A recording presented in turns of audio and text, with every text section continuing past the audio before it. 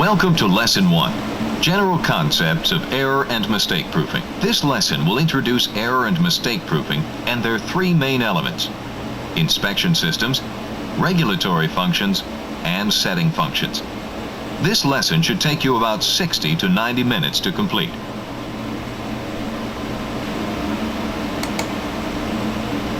When you finish with Lesson 1, you should know the definitions of error proofing and mistake proofing, as well as why most errors or mistakes occur on the production line. You should be familiar with the benefits of error and mistake proofing. Finally, you should be familiar with the different error and mistake proofing inspection systems and functions. In the manufacturing environment, error and mistake proofing can help line operators avoid mistakes and the defects these mistakes cause.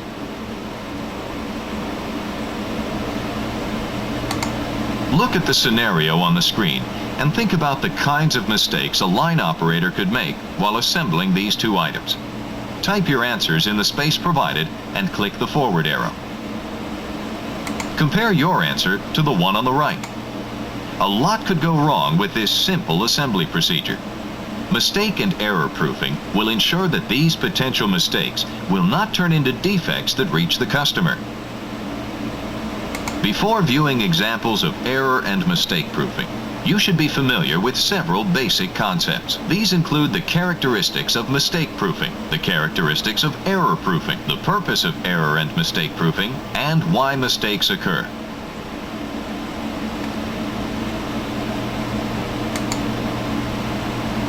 Mistake proofing is different from error proofing in that it does not guarantee that a mistake can be avoided. Mistake proofing is any change in the operation that helps the operator reduce or eliminate mistakes. In this example, the device helps the operator align the hood badge medallion properly.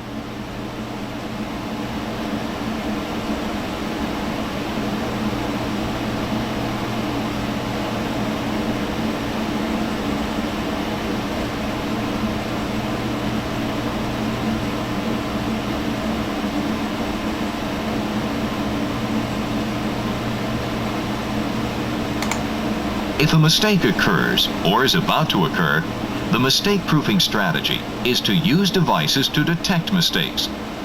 If a mistake is detected, immediate feedback is given to the operator so that he or she can take corrective action. Although mistake-proofing can occur at any stage of the development process, it generally occurs later in the life cycle of the vehicle. Mistake-proofing is less effective than error-proofing at eliminating mistakes. Error-proofing prevents all mistakes from happening, while mistake-proofing will prevent mistakes from continuing in the manufacturing process.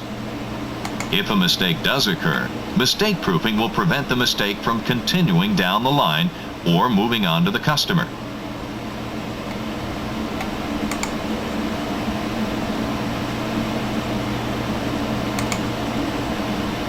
When error-proofing, the first consideration is to completely remove the failure mode through design of the product or process.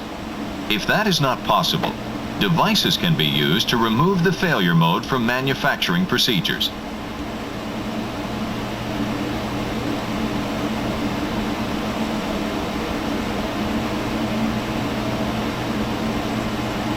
This ensures that a mistake cannot be made either by the line operator or by automation. In this example, the hood badge medallion will only fit into the installation device one way. It is generally best to error-proof early in the life cycle of the vehicle.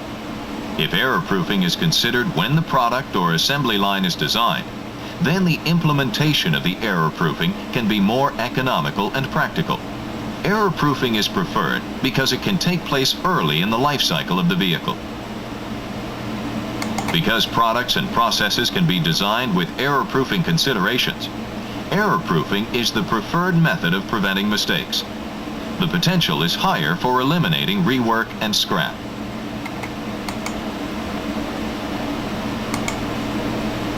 Ultimately, the purposes of error and mistake proofing are to Provide the capability to perform source inspections, prevent errors or mistakes from occurring, and provide for immediate feedback and corrective action. While the purposes of error and mistake proofing are similar, the difference lies in how the mistakes are prevented or detected. Click on each purpose to see how it relates to error proofing and mistake proofing.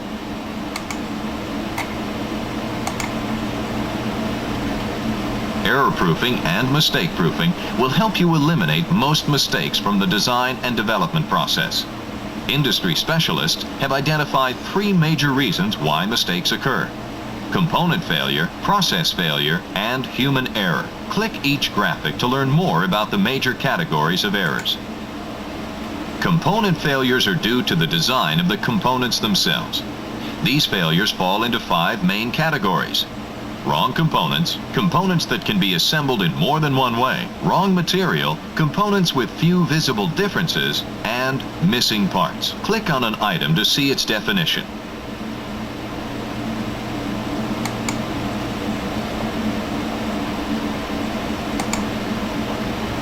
The design of the assembly process is usually what causes process failures.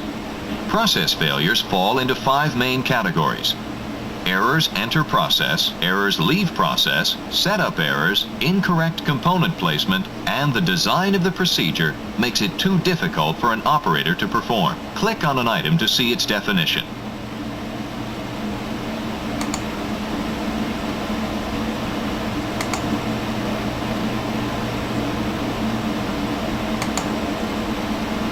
People themselves are sometimes the source of errors.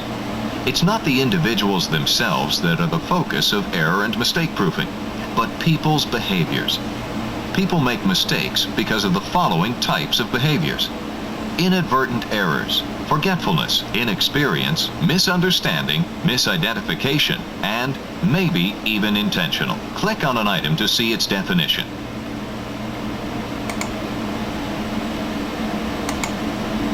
The bottom line is that error and mistake proofing will help eliminate the 4 most common causes of mistakes or actions: incorrect or incomplete processing, wrong components, and workpieces set up incorrectly.